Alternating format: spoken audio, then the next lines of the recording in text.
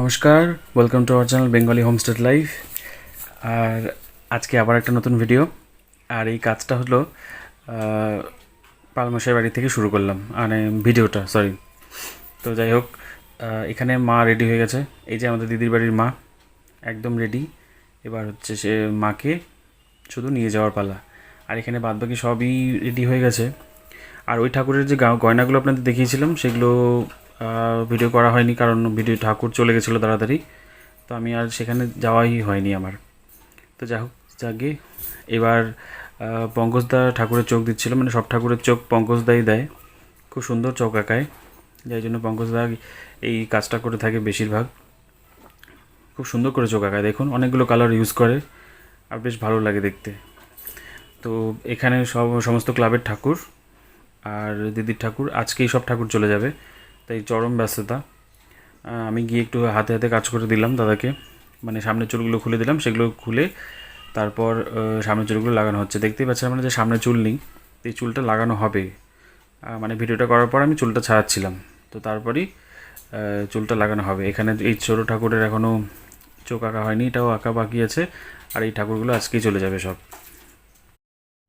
আর এই যে ঠাকুরের মুখগুলো দেখছেন, এগুলো একদম সাবেকি মুখ, কিন্তু একটু নর্মাল ছোঁয়াটাও আছে। মানে চোখটা সাবেকি, কিন্তু মুখটা মধ্যে আপনি একটু বাংলা ভাবটা পাবেন, যেটা মানে এখন যেটা রয়েছে।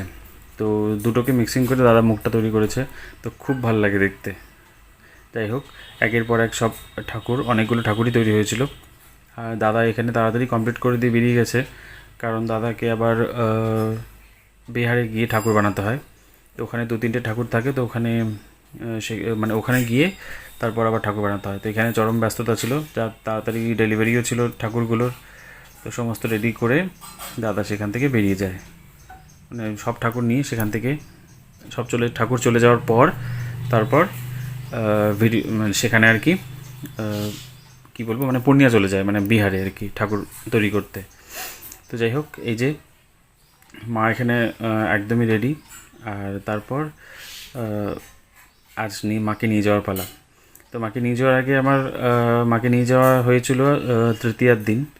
তো আজ যেহেতু চতুর্থী, তো মানে গতকালের নিয়ে চলে গেছে, তো সেই ভিডিওটা আপনাদের সাথে শেয়ার করব এটার পরে। মানে পরপরই সব ভিডিওগুলো আসতে থাকবে এখন। আর এই ভিডিওগুলো কেমন লাগছে অবশ্যই কমেন্টের মাধ্যমে জানাবেন কিন্তু। যাকে সত্যি এত ঘর ভর্তি ঠাকুর, আর বিকেলের মধ্যে সব ফাঁকা হয়ে যাবে, মানে পুরো কারখানা ফাঁকা হয়ে যাবে একদম, কারণ বিকেলের মধ্যেই একদম সব ঠাকুর বেরিয়ে যাবে। সব ক্লাবে উদ্বোধন আছে, তো যার জন্য আগে আগেই ঠাকুর নিয়ে চলে যাবে। আর এখানে দাদা হচ্ছে করছে, মানে চালিরটা রেডি করছিল। আর এদিকে সব বাদ বাকি যেগুলো কাজ থাকে সেগুলো হচ্ছিল। আর এই যে এই সিংহটা দেখুন, এবার সিংহটার উপরে একটু নতুন মানে কাজ করা হয়েছে, যে গাটাকে একটু মানে যেরকম যেমন হয় আর কি, যে একটু লোম লোম ভাব লোম থাকে যে গায়ে, তো সেই গুলোকে তৈরি করা হয়েছিল। পুরোটাই একদম পাট দিয়ে তৈরি করা, তার উপরে কালার করা। তো যাকে এই যে এখানে এবার এই চোখটা আঁকা হচ্ছে, এই চোখটা আঁকা হলেই সব ঠাকুরের চোখ একদম কমপ্লিট, তারপর ঠাকুর চলে যাবে। আর তারপর বিকেলবেলা ছিল আমার এই কাজটা। এটা ছিল রায়গঞ্জ কর্নেশন হাই স্কুলের ফাইনাল প্রোগ্রাম। তো সেখানে আমাকে বলা হয় যে স্কুলে গিয়ে মেয়েদের সাজানোর জন্য, মানে স্কুলে ছেলে মেয়ে সবাই পড়ে, কিন্তু যেহেতু নাচের জন্য তাই মেয়েরাই, তো মেয়েদেরকে বলা হয় সাজানোর জন্য। তো সবাইকেই সাজিয়েছিলাম, প্রায় 15 জন। তো যাকে সবাইকেই সাজিয়েছিলাম, সবাই খুব ভালো ছিল, সব খুব স্যাটিসফাইড ছিল ব্যাপারটা, মানে ওরা ছিল সবাই স্যাটিসফাইড, কারণ সেই যে ওদের সবাই ভালো লেগেছিলো। আর ওদের মাথার গয়নাগুলো দেখছেন, যে আপনাদেরকে দেখিয়েছিলাম যে আমি মাথার গয়নাগুলোও বানিয়েছি, তো এই মাথার গয়নাটাও এখানে রয়েছে, তো আপাতত পড়ে আছে। আর যে আরেকটা গয়না বানিয়েছিলাম চণ্ডালিকার, তো সেই চণ্ডালিকার গয়নাটাও আপনাদেরকে দেখাবো, কারণ এখানে ওর হয়তো এখানে বুঝতে পারবেন না, তো আমি এখানে একটু ভিডিও দিয়ে দিচ্ছি, তো আপনারা দেখে নিন সেখানে। আর নাচগুলো অসাধারণ হয়েছিল, খুব ভালো লাগছিলো নাচগুলো দেখতে। নাচগুলো কোরিওগ্রাফ করেছিল রাজন্যা ঘোষ, খুব ভালো নাচ করিয়েছিল। আর সত্যি সত্যি মেয়েগুলো এত ভালো নাচছিল যে বলার মতন না, খুব ভালো লাগছিল দেখতে। এই যে চণ্ডালিকার গয়নাটা যে পড়েছে দেখুন, আপনি হয়তো বুঝতে পারছেন না, ওর নাম বেদত্রয়ী। তো ও ভীষণ ভালো নাচে, আর ও আমাকে ছাড়া কোথাও সাজবেই না, এমন একটা পরিস্থিতি। যাকগে, খুব ভালো নাচে, খুব ভালো ওরা মানুষ, সবাই খুব ভালো, মানে খুব ভালো কোঅপারেটিভ করেছিল আমার সাথে। আর প্রোগ্রামে গেছিলাম আমি, যেহেতু একটু ড্রেস চেঞ্জের ব্যাপার ছিল, তার জন্য আমাকে প্রোগ্রামে থাকতে হয়েছিল। তো আজকে একটা সুন্দর কাজের জন্য আমি আসলাম। এখানে আছে মা দুর্গার মূর্তি, এখানে রং হবে না, শুধুমাত্র কাপড় পরাবো। তো মূর্তিটা খুব ছোট, যাই হোক, তো কিভাবে পড়াচ্ছি সেটা তোমাদেরকে অবশ্যই শেয়ার করব। তো প্রথমে মূর্তিটাকে আমি পরিষ্কার করে জল দিয়ে মুছে নিলাম, এবার আমি কাপড় পরানো শুরু করব।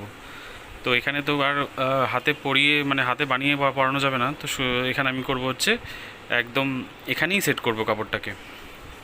তো চলো তোমাদেরকে দেখা হচ্ছে পরে। এই যে মার এখানে পুরোপুরি একদম কমপ্লিট হয়ে গেছে। এখানে রং করার কোনো ব্যাপার নেই, শুধুমাত্র কাপড় পরা ছিল, কাপড়টাকে পরালাম।